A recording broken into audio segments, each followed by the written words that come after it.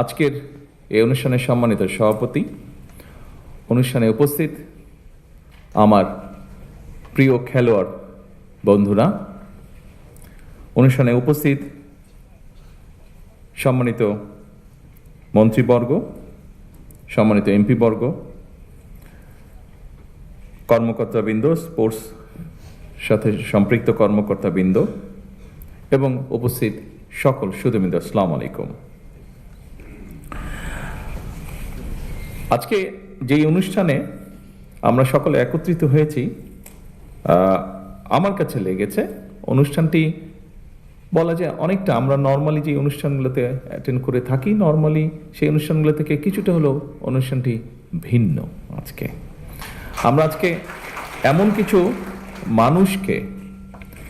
কিছু মানুষকে এখানে আমরা একত্রিত করেছি যারা সম্পূর্ণভাবে অরাজনৈতিক, কিন্তু এই মানুষগুলো দেশের জন্য বিরাট সুনাম বয়ে নিয়ে এসেছে এবং এই সুনামটি তারা বয়ে নিয়ে এসেছে সম্পূর্ণভাবে তাদের নিজ যোগ্যতায়।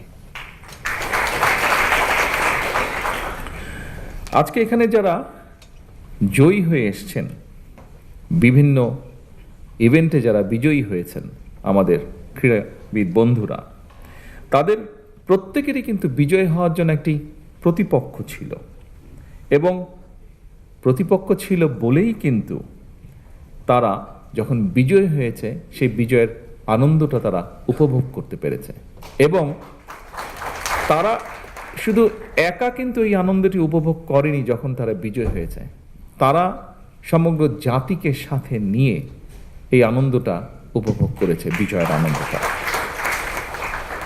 সুতরাং খেলাধুলায় কিন্তু পরাজয়ের অর্থ কিন্তু হেরে যাওয়া নয়, বরং এটির অর্থ হচ্ছে জয়ের একটি অংশ। আপনি আজকে পরাজিত হয়েছেন মানে ইনশাল্লাহ আপনি আগামী দিন বিজয়ী হবেন।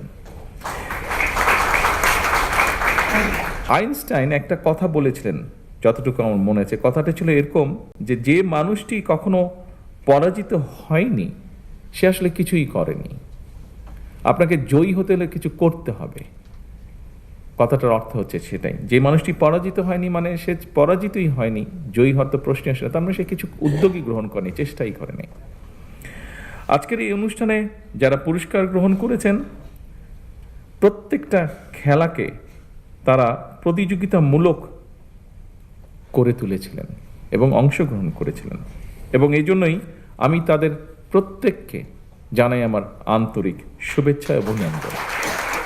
তবে এখানে কয়েকজন খেলোয়াড় তাদের অনুভূতি প্রকাশ করে গিয়েছেন এবং তাদের কথার রেশ ধরেই আমি বলতে চাই যে একই সঙ্গে তাদের পেছনের মানুষগুলো, তাদের বিজয়ের পিছনে যে মানুষগুলো অবদান, সহযোগিতা, বিভিন্ন রকম কন্ট্রিবিউশন আছে, তাদের পরিবার, কোচ এবং সংশ্লিষ্ট আরও যারা আছেন, তাদেরকেও আমি জানাই আন্তরিক শুভেচ্ছা।